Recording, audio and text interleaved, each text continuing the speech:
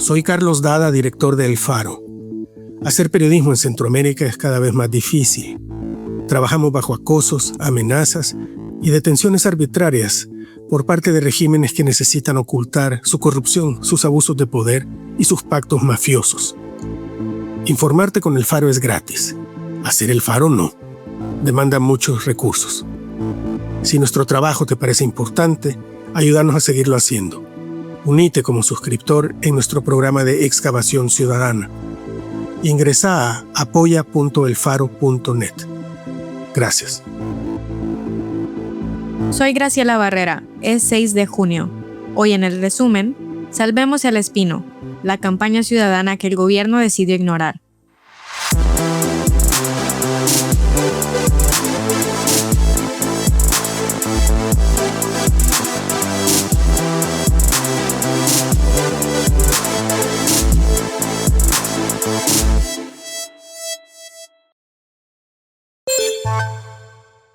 Señor presidente Nayib Bukele, usted y su gobierno han demostrado que puede impulsar cambios que durante décadas parecían imposibles. Por eso acudimos a usted para pedirle con esperanza que proteja el ecosistema El Espino. Este bosque nos da sombra, reduce el calor, guarda agua de la lluvia para nuestro. Esas son algunas de las voces que, a través de la campaña Salvemos el Espino, pidieron al presidente Nayib Bukele detener la deforestación de uno de los pocos pulmones verdes que aún sobreviven en San Salvador, la finca El Espino, que ha perdido cientos de manzanas por proyectos de construcción en las últimas décadas. De acuerdo con Salvanatura, en El Espino se han registrado 118 especies de aves, 26 mamíferos, 10 anfibios y 10 reptiles, además de una gran variedad de insectos, incluidas 183 especies de mariposas. También tiene una amplia biodiversidad vegetal. Se han identificado más de 500 especies de flora, entre ellas árboles, arbustos, helechos, hierbas y hongos. El intento por frenar la deforestación en El Espino es una de las organizaciones más grandes que han surgido en los últimos años en el país. Este es un testimonio recopilado por la YSUCA. Este presidente no debía de permitir eso tampoco, ¿verdad? Porque si él dice que nos quiere y nos está ayudando, que no permita que dañen ese pulmón de la tierra, ¿verdad? Porque mire, yo donde vivo lo mismo, el pulmón que teníamos, todo lo destruyeron. Pese a esos llamados, el gobierno avanza en la construcción de un nuevo Centro Internacional de Ferias y Convenciones, conocido como CIFCO, con el apoyo de la República Popular de China. Este proyecto se suma a la transformación que El Espino ha experimentado durante décadas. La expansión de urbanizaciones y centros comerciales ha reducido su cobertura forestal y la biodiversidad de la zona. Aunque la finca El Espino tenía originalmente 639 manzanas y fue declarada por la Asamblea Legislativa como zona protectora de suelo y reserva forestal en 1993, una categoría destinada a preservar sus bosques y recursos naturales, con el tiempo, cientos de manzanas pasaron a manos de desarrolladores inmobiliarios. Esa misma normativa establece que cualquier proyecto urbanístico en el área debe contar con la aprobación de la Oficina de Planificación del Área Metropolitana de San Salvador, conocida como OPAMS, y presentar un estudio ambiental que evalúe sus posibles impactos sobre el entorno, pero en la práctica no es así. Una publicación de Voz Pública reveló que Medio Ambiente calificaba el terreno del Espino de máxima protección y prohibía construcciones en un decreto ejecutivo de enero de 2019. Su estatus cambió en 2021 y a partir de ahí, en documentos ministeriales, aparecía ya como área urbanizable. Estos cambios han sido señalados por organizaciones y medios como parte de una tendencia en la que se modifican normas de uso de suelo para facilitar proyectos de urbanización o infraestructura, incluyendo áreas antes protegidas. La sustitución de áreas verdes por concreto y asfalto ha disminuido la capacidad del suelo para absorber el agua lluvia, lo que aumenta el riesgo de inundaciones en comunidades ubicadas a lo largo de los ríos que bajan desde La Libertad hacia el área metropolitana de San Salvador. En febrero de 2021, la alcaldía de Antiguo Cuscatlán aprobó una ordenanza que declaró urbanizables varios terrenos de la cordillera del Bálsamo, incluyendo zonas como La Labranza, La Esperanza y Sierra Santa Elena, con un total de 5.79 kilómetros cuadrados. Meses después, en septiembre de 2021, el Ministerio de Medio Ambiente reclasificó también esa zona. Pasó de área de protección a suelo apto para construcción. En julio de 2025, la Asamblea Legislativa aprobó la transferencia de 55.711.13 metros cuadrados de terreno en El Espino para el nuevo CIFCO. La comisión encargada no convocó a funcionarios del Ejecutivo ni presentó criterios técnicos que justificaran la decisión. En septiembre de ese mismo año, incluso la Universidad de El Salvador pidió al gobierno hacer públicos los estudios técnicos y ambientales del proyecto. Un año después, esa información sigue sin conocerse. Esta semana, la prensa gráfica reveló que la iniciativa ciudadana El Espino Vive solicitó esos documentos al Ministerio de Medio Ambiente, que respondió que no existen estudios de impacto ambiental ni permisos registrados para la obra. La campaña Salvemos el Espino reunió a creadores de contenido en redes sociales y logró sumar más de 500,000 de firmas ciudadanas. Surgió además en un contexto en el que, según una encuesta del Instituto Universitario de Opinión Pública, de la UCA, realizada desde diciembre de 2025, el 68.8% de la población expresaba rechazo a la construcción del nuevo CIFCO. Ese rechazo no se quedó en lo digital. Organizaciones ambientales impulsaron más de 100 vigilias y actividades públicas frente a la Catedral Metropolitana de San Salvador y en los alrededores del Espino.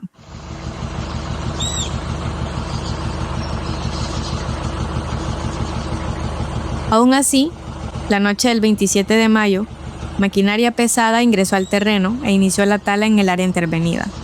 Mientras organizaciones ambientales exigían explicaciones, Ibrahim Bukele, hermano del presidente Bukele, defendió la intervención y cuestionó a los críticos. 2 días después, en la red social X, afirmó que la campaña responde a motivaciones políticas y no ambientales, y dijo, sin presentar pruebas, que la principal causa de deforestación en el país es la producción de alimentos, no los proyectos urbanos. Sin embargo, durante la administración del presidente Bukele, se han otorgado miles de permisos ambientales a distintos proyectos, incluidos algunos en zonas consideradas vulnerables. En 2022, se aprobaron 1.586 permisos ambientales, y entre junio de 2023 y marzo de 2024 se avalaron 1.128 solicitudes.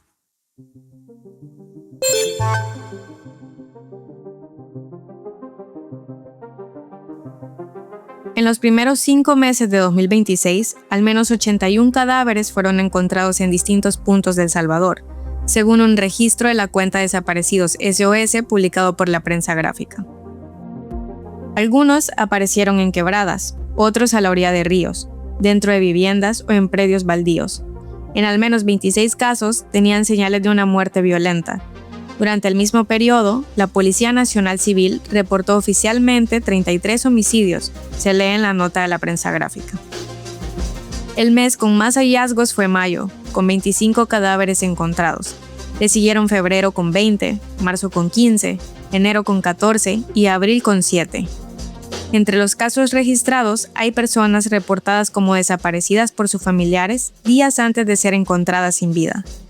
También hay cuerpos localizados en avanzado estado de descomposición, lo que dificultó determinar de inmediato las circunstancias de la muerte. Uno de esos casos fue el de José Daniel Martínez García, de 34 años, cuyo cuerpo fue encontrado en una quebrada de la comunidad San Patricio en San Salvador Centro. Según reportes del hallazgo, presentaba señales de violencia física. Aunque la escena fue procesada por agentes policiales y personal del Instituto de Medicina Legal, el caso no fue informado públicamente por las autoridades. Otro ocurrió el 24 de mayo en Santa Ana Centro. Ivy Eunice Alvarado Asensio, de aproximadamente 45 años, fue encontrada muerta dentro de su vivienda con heridas provocadas por arma blanca. Fuentes judiciales de la prensa gráfica informaron sobre la captura del presunto responsable, identificado como su pareja, pero el caso tampoco fue divulgado por la policía. De los 81 cadáveres documentados, la policía informó públicamente sobre 15 casos, clasificándolos como homicidios o feminicidios. Además, reportó un total de 33 homicidios entre enero y mayo. Marzo fue el mes con más asesinatos registrados oficialmente, con 10 casos, seguido de febrero, abril y mayo con 7 cada uno.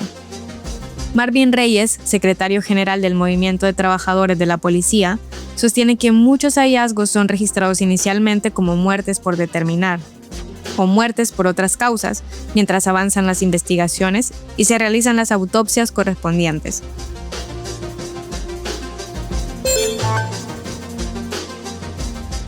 En las cárceles salvadoreñas, una carta de un reo para su familia puede costar hasta $200.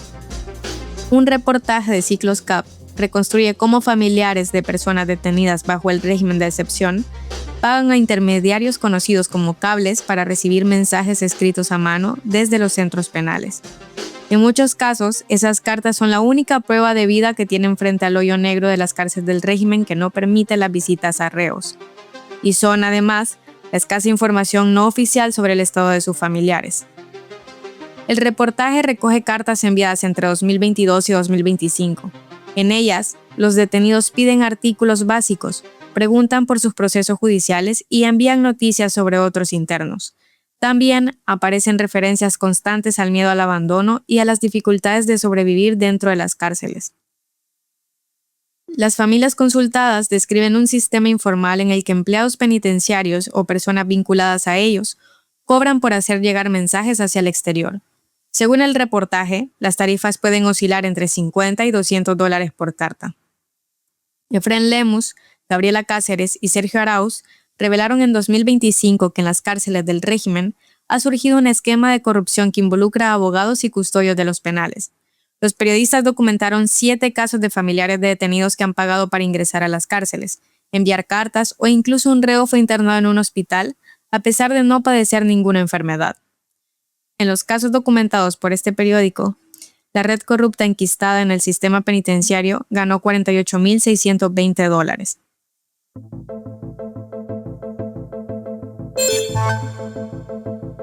José Apolonio Tovar Serrano, ex procurador para la defensa de los derechos humanos, fue nombrado magistrado de la recién creada Cámara de lo Criminal de Santa Ana, una instancia que tendrá la última palabra sobre apelaciones relacionadas con las nuevas condenas a cadena perpetua aprobadas por el oficialismo en marzo de 2026. Según fuentes judiciales consultadas por El Faro, la Corte Suprema de Justicia notificó a Tovar mediante un correo electrónico enviado el 13 de mayo para que asumiera el cargo al día siguiente.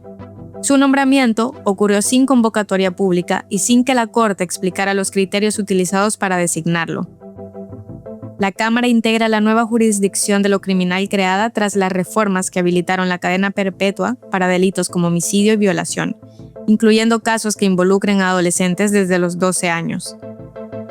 Tovar dirigió la PDDH entre 2019 y 2022. Durante los primeros meses del régimen de excepción, defendió públicamente la actuación del gobierno y minimizó las miles de denuncias por detenciones arbitrarias y otras violaciones a derechos humanos registradas por las instituciones. Puedes leer la nota El ex procurador Tovar, que cayó ante los abusos del régimen, decidirá sobre las cadenas perpetuas, escrita por Gabriela Cáceres, disponible en elfaro.net. La portada de la revista de junio del Faro documenta cómo el Estado salvadoreño enterró en secreto a personas detenidas durante el régimen de excepción. La investigación reconstruye casos de familias que buscaron durante meses a sus seres queridos sin saber que ya habían sido sepultados por el propio Estado. Puedes escuchar la nota en el Faro Audio buscando El régimen de Bukele ha enterrado a presos en fosas comunes sin condena. En esta investigación, el periódico reconstruye la historia de 3 detenidos por el régimen que murieron bajo custodia del Estado y fueron sepultados en fosas comunes. Todos tenían huellas de una muerte violenta, algo ignorado en los informes forenses. Todos eran legalmente inocentes porque no fueron vencidos en juicio. El desprecio del Estado a sus derechos básicos también quedó en evidencia cuando enterró los cadáveres sin decir nada a sus familiares. Las familias siguieron llevando paquetes con enseres básicos a las cárceles donde suponían estaban sus parientes. Esta edición también incluye una investigación sobre el nacimiento de La Raza, una supuesta nueva pandilla en formación por alumnos y exalumnos de institutos públicos. La acusación fiscal se sostiene, entre otros elementos, en dibujos encontrados en cuadernos, formas de vestir, cortes de cabello y tipos de zapatos. El episodio 1, titulado La Raza, la pandilla que el régimen de Bukele inventó, está disponible en el Faro Audio. Juan José es un estudiante de servicios turísticos. pero para la inteligencia policial, él es un pandillero de alto rango. El operativo no se limita únicamente a la captura de Zavala. De forma simultánea, la policía captura a más estudiantes en el Instituto Nacional Técnico Industrial, el Instituto Nacional de Acción Cívica Militar e Instituto Albert Camus. También publicamos la historia de una comunidad de Morazán que intenta detener la construcción de un basurero en terrenos donde podrían permanecer restos de víctimas de la guerra civil. La revista se completa con las secciones habituales del Faro Audio, Malas Compañías con Carlos Dada. En este episodio, el invitado es Fernando Palomo, uno de los presentadores y narradores más reconocidos de ESPN en español. No, este mundial es el primer mundial del fin de los mundiales.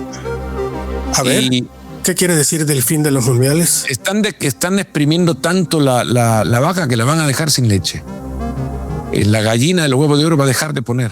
Una nueva entrega de Cuervo Ingenuo, la columna de Carlos Martínez, titulada Rocinante. Un día ya remoto, luego de ensayar mis alegatos, le propuse a mi papá una ganga. Le dije que quería comprarme un carro, pero le expliqué que tenía el inconveniente de que yo no tenía un peso partido por la mitad. Por aquel entonces... Los materiales también están disponibles en elfaro.net.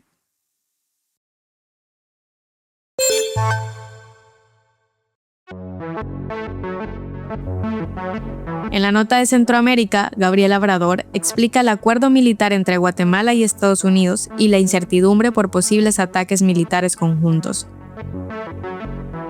El 28 de mayo, el diario The New York Times publicó la noticia de que Guatemala y Estados Unidos acordaron ataques aéreos y acciones militares conjuntas para combatir el narcotráfico. La noticia citaba una llamada reciente entre el presidente Bernardo Arévalo y Pete Hegseth, secretario de Defensa de Estados Unidos. 3 fuentes del Times confirmaron que en la llamada Guatemala aceptó ataques aéreos y acciones militares que comenzarían en junio. El Times hablaba del papel preponderante que Guatemala tendría en la estrategia militar de Trump contra los carteles de droga. Un punto clave en esta estrategia fue el lanzamiento, en marzo pasado, del Escudo de las Américas y de la iniciativa denominada Coalición Anticárteles de las Américas. Los arquitectos de esta estrategia son Stephen Miller y Joseph Hamayer. Miller ejerce como asesor de seguridad nacional. Hamayer es el principal responsable de política para las Américas en el Pentágono.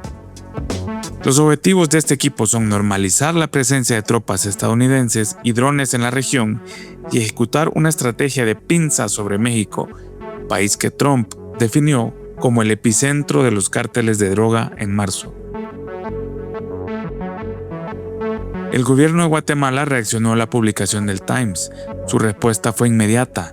El presidente Arévalo habló con periodistas al día siguiente en rueda de prensa y emitió un comunicado en la red social X. El gobierno rechazó que habrá intervención militar y dijo que todo se trataba de una solicitud de cooperación. Primero, no hay un acuerdo, hay una solicitud. Y la solicitud se enmarca en los convenios existentes entre ambos países.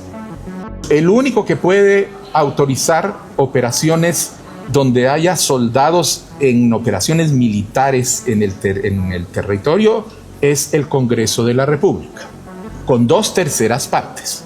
El gobierno de Guatemala no está solicitando esa cooperación y no tiene previsto hacerlo. Luego surgió más información que parecía respaldar las declaraciones de Arévalo. El diario El País reveló ese mismo día que el acuerdo entre países no había llegado a la etapa de definir los términos finales. El País citó a una fuente del gobierno de Arévalo que mencionó que Washington llevaba 2 meses ejerciendo presión para que Guatemala aceptara los operativos militares conjuntos y que Arévalo no había cedido. De acuerdo a la fuente del País, Estados Unidos ofreció a Guatemala seleccionar 1 o 2 lugares para hacer bombardeos y televisarlo todo. El funcionario entrevistado por El País agregó: "Hemos sido claros en que eso no va a pasar. No puede operar una fuerza militar estadounidense en el país simplemente porque es inconstitucional". Pero las dudas prevalecen. porque Guatemala ya ha cedido ante otras exigencias de Estados Unidos, como cuando aceptó recibir migrantes deportados de Trump, o el haberse comprometido a adquirir etanol producido en tierra estadounidense. Guatemala, con la noticia del Times, parecía igualar a Ecuador, que en marzo anunció operaciones militares conjuntas con Estados Unidos. 196 personas han sido asesinadas por el ejército estadounidense en ataques en el Caribe y en el Pacífico, bajo la mera sospecha de que son narcotraficantes. Según la nota del Times, el siguiente país que Washington buscará para que apruebe ataques armados será Honduras. Mientras tanto, en Guatemala, la incertidumbre sobre las operaciones programadas para junio persiste.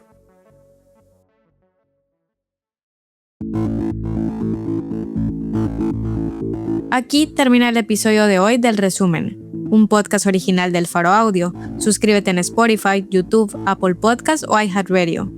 Gabriela Cáceres y yo escribimos este episodio. La edición es de Victoria Delgado. El arte de portada es de Daniel Reyes. La producción de sonido y música es de Omnium.